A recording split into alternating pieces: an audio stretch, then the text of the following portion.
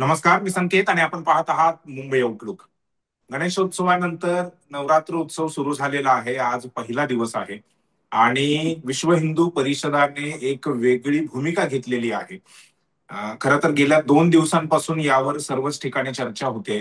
विश्व हिंदू परिषद ही एक हिंदूंची एक मोठी संघटना आहे आणि त्या संघटनेकडून अ, अशी भूमिका घेण्यात आलेली आहे की जेवढे नवरात्र उत्सवामध्ये जे गरबा खेळला जातो त्या गरबा उत्सवामध्ये अ, इतर धर्मीयांना म्हणजे नॉन हिंदू जे आहेत त्यांना प्रवेश देऊ नये. त्यांचं आधार कार्ड जे लोक येतील त्या सर्वांचं आधार कार्ड चेक करावं, त्यांचं नाव चेक करावं, त्यानंतर त्यांच्या कपाळावरती भगवा टिळा लावण्यात यावा आणि इतर धर्मीयांना प्रवेश देऊ नये. ह्या विश्व हिंदू परिषदेच्या भूमिकेला भाजपचं देखील समर्थन मिळालेलं आहे. भाजप अर्थात केंद्रात आणि राज्यात असलेला सत्तेत असलेला मोठा पक्ष आहे. अशामध्येच ही भूमिका त्यांची नेमकी काय आहे, का त्यांनी अशी भूमिका घेतलेली आहे, त्याचा परिणाम काय होईल, या सर्वच मुद्द्यांवरती चर्चा करण्यासाठी आपल्या सोबत गायकर सर आहेत, जे अ, विश्व हिंदू परिषदेचे राष्ट्रीय प्रवक्ता आहे. सर, मुंबई आउटलुक मध्ये आपले स्वागत आहे. काय नेमका धन्यवाद धन्यवाद. आपला आक्षेप काय आहे किंवा आपली भूमिका काय आहे या संदर्भात? नाही, आक्षेप वगैरे काही नाहीये. फक्त मुळातच ही कारण नसताना या विषयाला नको तेवढं बल दिलं जात आहे आणि माझ्या दृष्टीने विश्व हिंदू परिषदेच्या दृष्टीने हे चुकीचं आहे. कारण नसताना वातावरण दूषित करण्याचा हा प्रयत्न आहे काही मंडळीकडनं.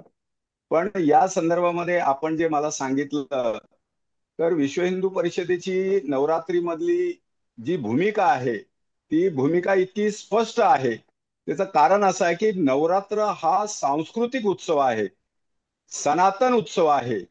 भारतीय संस्कृतीमध्ये या सणाला फार असं महत्व संपूर्ण हिंदू समाज देतो आणि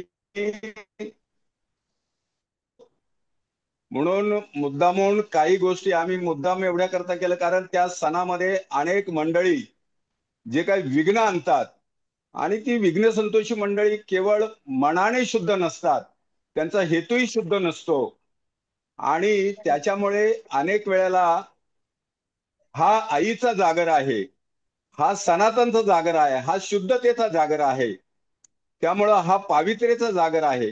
तर अशा ह्या पावित्र जागरणामध्ये कुठेही संध्याकाळचं जो काही गरबा होतो, तर हा गरबा म्हणजे केवळ नाचणं नव्हे, हा केवळ एंटरटेन नव्हे, हा गरबा बरोबर. म्हणजे केवळ मोज मजा नव्हे, तर या गरब्याची शुद्धता आहे. या गरब्याच्या माध्यमाने आईची प्रार्थना केली जाते, आईला आळवलं जातं आणि या निमित्ताने आईची 9 दिवस ही तपश्चर्या चालते, साधना चालते. त्यामुळे आणि या साधनेमध्ये अनेक वेळेला आतापर्यंतचा आढावा जर आपणही घेतला, अनेक मीडियावरती सुद्धा अनेक वर्षापासून हे सिद्ध झालेलं आहे की अनेक विघ्न संतोषी मंडळी याची शुद्धता राखत नाहीये. म्हणून हम्म. आपण जे म्हटलं की टिळा लावला पाहिजे. टिळा हा हिंदू संस्कृतीचं लक्षण आहे. तो बर. सगळ्यांनीच लावला पाहिजे असं नाही. हिंदू संस्कृती त्यालाही मान्यता देत नाही. पण मनाने शुद्ध असला पाहिजे. दुसरी गोष्ट अशी आहे की ही जी काही मंडळी येत आहेत, तर त्यांचं आयडेंटिटी कार्ड एवढ्या करता की ती जी मंडळी येतात ती वेगवेगळ्या हेतून येतात. त्या आईच्या साधनेकरता येत नाही. त्या गरब्यामध्ये ते आनंद जो करण्याकरता येतात तो त्यांचा हेतू योग्य नाहीये. आणि त्याच्यामध्ये अनेक वेळेला तिथे ज्या आमच्या आया बहिणी नाचतात, तर त्या संदर्भामध्ये त्यांना कुठेतरी डिस्टर्ब करण्याचं काम चाललंय. हिंदू संस्कृती लांछन लावण्याचं काम चाललं जातं. आणि आम्ही अनेक वेळेला म्हटलेलं आहे की या मंडळीनं या गरब्यामध्ये या उत्सवामध्ये जर त्यांना सामीलच व्हायचं आहे, तर ते आईला मानतात का, जगदंबेला मानतात का, तिच्या चरणी आपली निष्ठा वाहतात का, त्या आईला आपली आई म्हणतात का, हे त्याच्यातलं सगळ्यात महत्वाचं आहे. आणि ते दैवत जे आहे, ही मूर्तीपूजा जी आहे, ही मूर्तीपूजा आज केवळ हिंदू धर्मामध्येच चालते, अन्य धर्मामध्ये मूर्तीपूजेला स्थान नाही. त्यामुळे त्या मूर्तीची शुद्धता अनेक वर्षापासून परंपरेचा हा उत्सव असल्यामुळे अनेक वेळेला या उत्सवाला कुठेही गालबोट लागू नये आणि कुठेही विकृतपणा येऊ नये म्हणून या काही गोष्टी ज्या आहे विश्व हिंदू परिषदेत त्या संदर्भामध्ये जी काही भूमिका घेतली आहे ती एकदम कुठेही संकुचित भूमिका नाही, व्यापक भूमिका आहे.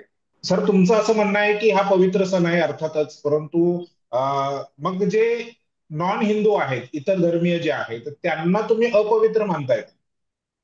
नाही नाही, अपवित्र कुणालाही, आता हिंदू धर्मामध्ये कुणाला अपवित्र मानत नाही.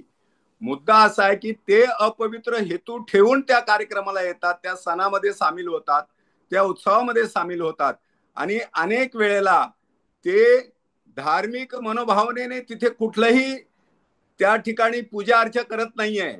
ते कुठल्याही मूर्तीचं दर्शन घेत नाहीये.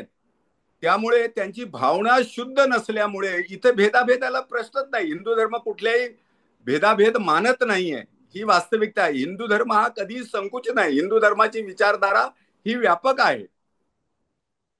आपण आता आपण फक्त या सणाबद्दल जर विचार करायचा झाला तर ज्या पद्धतीने आयोजन केलं जातं, तर ही आयोजकांची पण जबाबदारी नाही आहे का? म्हणजे समजा इतर धर्मीय आले, तो एक उत्सव पण आहे, तर तो उत्सव कोणी, तुमचं म्हणणं आहे की फक्त यांनी साजरा करावा, त्यांनी येऊ नये, परंतु उत्सव आहे, त्या उत्सवामध्ये जर इतर लोक येत असतील, इतर धर्मातले लोक येत असतील, तर त्या लोकांना म्हणजे तिथे कुठलीही गोष्ट अनुचित प्रकार घडू नये, ही आयोजकांची जबाबदारी नाहीये. आयोजकांनी त्या पद्धतीने सतर्क राहणं पण गरजेचं आहे, जर अशा कुठल्या घटना घडत असतील तर. नाही नाही, म्हणून आयोजक सुद्धा त्या संदर्भामध्ये योग्य ती दखल घेतातच.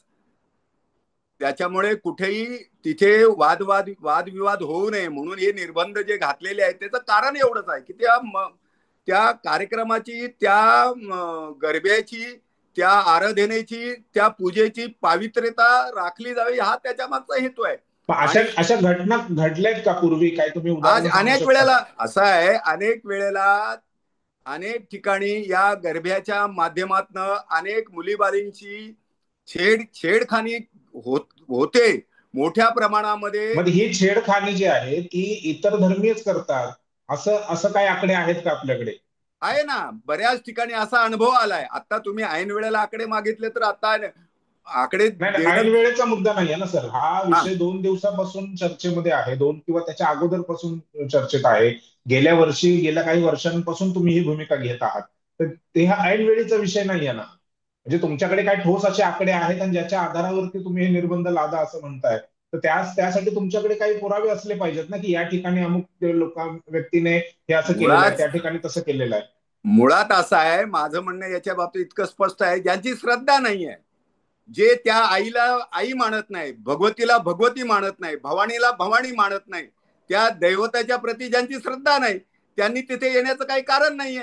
आम्ही त्यांच्या कुठल्याही उत्सवामध्ये जात नाही, त्यांना डिस्टर्ब करत नाही. त्यामुळे आमचं म्हणणं असं आहे, पण जर समजा एखादं, आता हे आपण कसं ठरवणार, म्हणजे तुम्ही कसं ठरवणार की एखाद्या व्यक्तीची श्रद्धा आहे की नाहीये? म्हणजे सलमान खान सारखा व्यक्ती पण घरात गणपती बसवतोच की, मग ही श्रद्धा आहे की नाहीये हे तुम्ही कसं ठरवणार? म्हणून माझं म्हणणं असं आहे की ती जी श्रद्धा आहे त्या श्रद्धेने त्या देवीला त्यांनी नमन करावं, त्याचा तिलक करावा. लक्षात आलं ना? नमन करण्यासाठी, तिलक करण्यासाठी अगोदर आधी प्रवेश मिळायला पाहिजे, तुम्ही प्रवेशावरतीच बंदी घालत आहात. नाही नाही, प्रवेशाकरता एवढ्याकरता बंदी घातलेली आहे कारण तिथे येऊन तिथे लॉ अँड ऑर्डर खराब करण्यापेक्षा त्यांनी न आलेलं बरं आहे. माझं म्हणणं हे आहे संदर्भ, त्याचं कारण असं आहे, त्यांची श्रद्धा आहे देवीच्या प्रती हे दाखवण्यासाठी तुम्ही प्रवेश दिला पाहिजे, संधी दिली पाहिजे.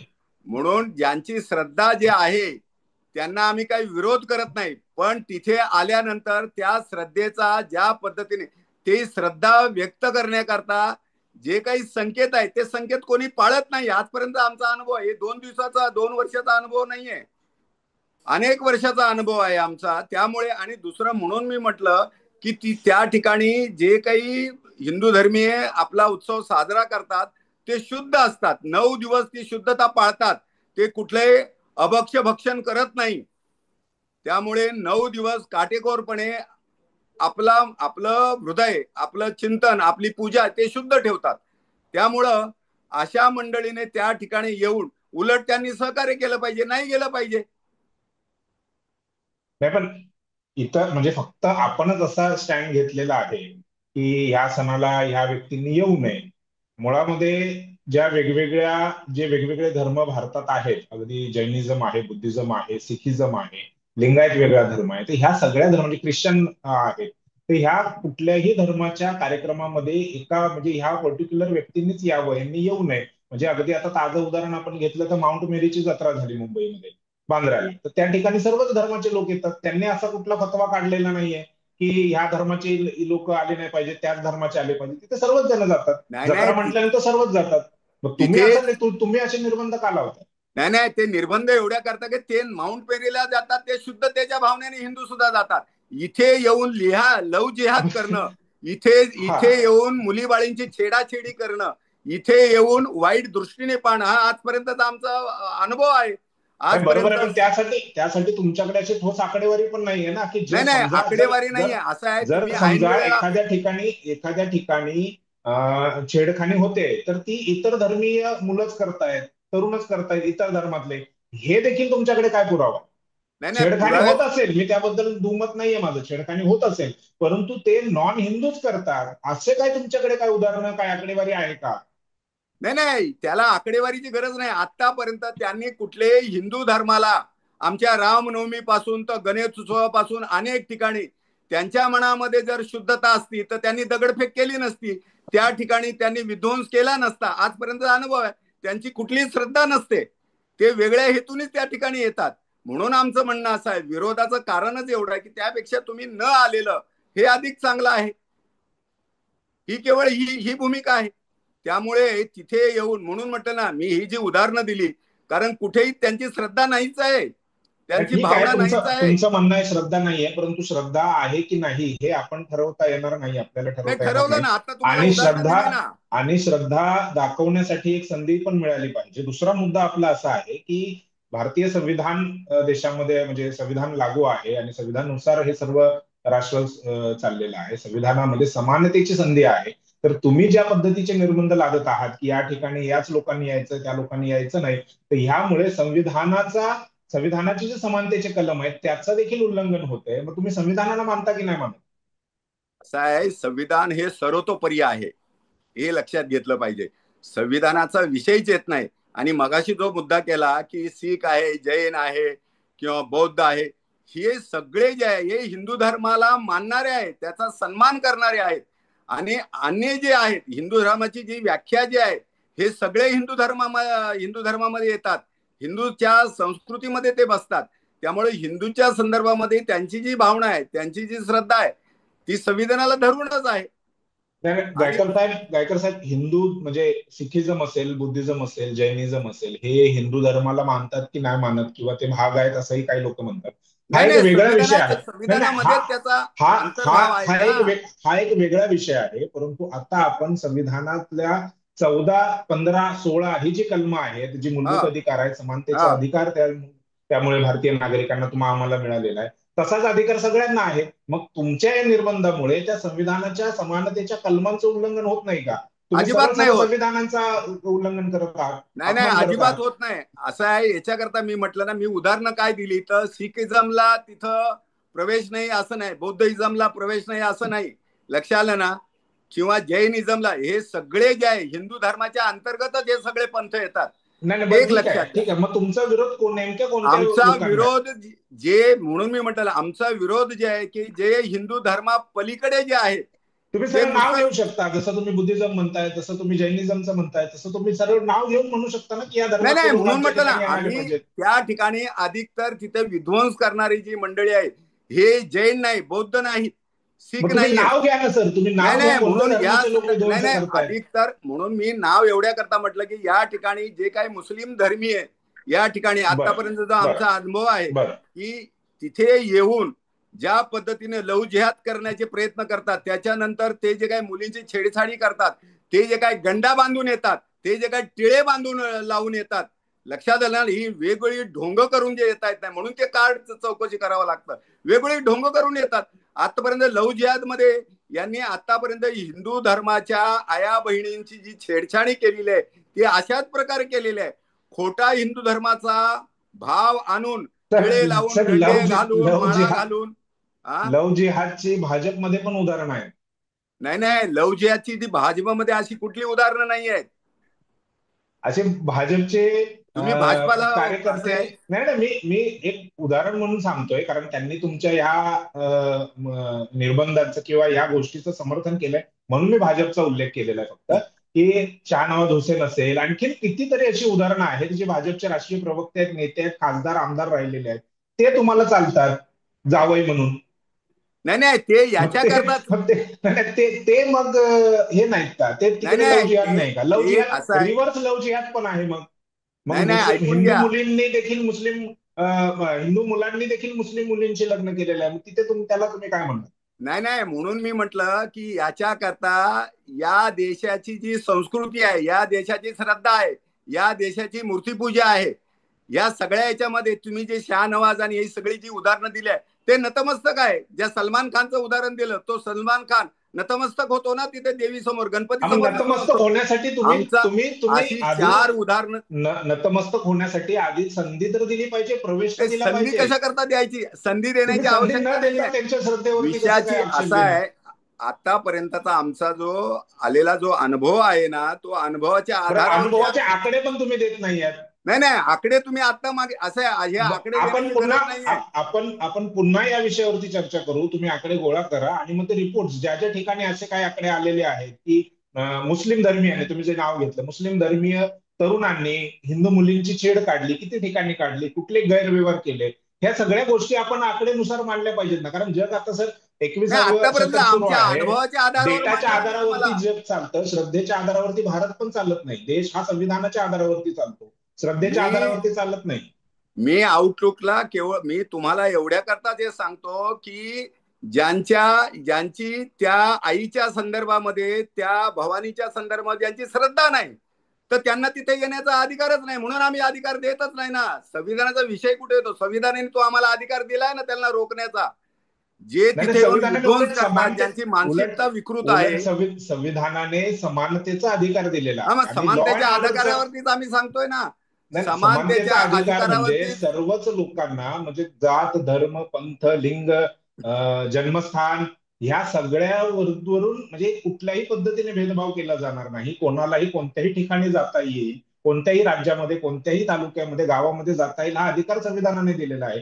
आणि तुम्ही मग अशी बंधनं जर घालत असाल तर नाही मग नाही हे संविधानाचं उल्लंघन आहे. तुम्ही संविधानाचा अपमान करत आहात. नाही नाही, संविधानाने हाही अधिकार दिलेला आहे की जो कोणी त्या ठिकाणी येऊन वाईट कृत्य करत असेल मग तर त्यासाठी त्याला त्यासाठी रोखण्याचा पोलीस संविधानाने व्यवस्था आहे ना दिलेला सर. अधिकार आहे. नाही, त्यासाठी पोलीस व्यवस्था आहे ना. लॉ अँड ऑर्डर सांभाळण्याची जबाबदारी ही राज्याकडे आहे, ही राज्यात पोलिसांवरती म्हणून आहे. आम्ही मग पोलिसांनी त्यांचं काम केलं पाहिजे. आपण पोलीस बनून त्याचा आम्ही उपयोग काय पोलीस आहे? नाही, आम्ही तिथे कुठलाही एक व्हायलन्स केलाय, कुठे मारामारी केली, असं एक उदाहरण तुम्ही मला देता का? नाही, तुम्ही केलं असं नाही माझं नाही, तुम्ही म्हणणं, मला परंतु उदाहरण जे देणार. पोलिसांची गरजच नाहीये. हा उत्सव आहे, police law and order maintain करतं. आम्हाला हा उत्सव श्रद्धेने पार पाडायचा असतो. त्याच्यामुळे आम्ही केवळ एवढं करता सांगितलं की जिथे आजपर्यंतचा जो अनुभव आहे, ज्यांचा हेतू चांगला नाही त्यांना अनुमती नाही, आणि ते हेतू ज्यांचा चांगला नाही, आतापर्यंत मी तुम्हाला सांगितलं ना, ज्या व्यक्तींचा, ज्या धर्मातल्या व्यक्तींचा मोठ्या प्रमाणामध्ये 4 उदाहरणावरून तर सिद्ध होत नाहीये, तर आतापर्यंत जो अनुभव आहे, ज्यांची भावनाच अशुद्ध आहे, त्यांनी तिथे येण्याचं कारण नाही. आमचं म्हणणं हे आहे याच्यामध्ये, त्याच्याकरता ते निर्बंध आहेत. ठीक आहे, ही चर्चा पुन्हा करूया. कारण तुम्ही म्हणताय की ऐनवेळी हा विषय घेतला आणि त्यामुळे तुमच्याकडे ते आकडे नाहीयेत. 13व्या कलमानुसार संविधान निर्माते डॉक्टर बाबासाहेब आंबेडकर त्यांनी असं म्हटलेलं आहे की 26 जानेवारी 1950च्या अगोदर जेवढ्या काही कायदे आहेत, जे काही विधी आहेत, ज्या काही परंपरा आहेत, श्रद्धा आहेत, 26 जानेवारी 1950 नंतर त्या भेदभाव करणाऱ्या कोणत्याही रूढी, परंपरा, श्रद्धा या चालणार नाहीत, या अमान्य होतील. आणि त्यानंतर भारतामध्ये संविधान लागू झालं 26 जानेवारी 1950ला. त्यानुसार सगळ्यांना समानतेची संधी मिळालेली आहे. जात, धर्म, लिंग, पंथ, वर्ण, जन्माचं स्थान यावरून कोणासोबतही भेदभाव करता येणार नाही. परंतु तुमचा असा स्टँड आहे हा कितपत योग्य आहे? आणि आता सरकार जे आहे, राज्यातलं, त्यांनी तुमच्या मागणीला किंवा तुमच्या या भूमिकेशी समर्थन दर्शवलेलं आहे. हे कितपत योग्य आहे हा एक वेगळा विषय आहे, परंतु आपण पुन्हा एकदा सर चर्चा नक्की करूया.